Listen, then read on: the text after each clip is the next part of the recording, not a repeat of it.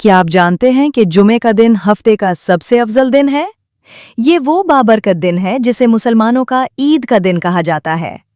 इसी दिन हजरत आदम अलैहिस्सलाम पैदा हुए और इसी दिन कयामत भी कायम हो गई।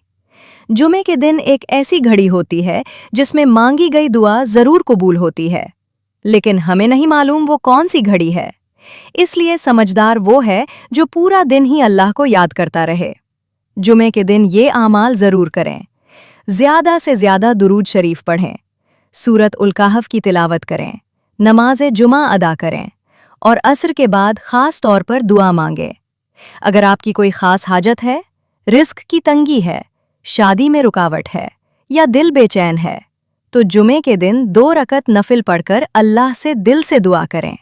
याद रखें, जुमे सिर्फ एक दिन नहीं, ये रहमतों का दरवाज़ा है। इस जुमे को आम दिन की तरह मत गुजारें, बल्कि इसे अपनी तकदीर बदलने का दिन बना लें।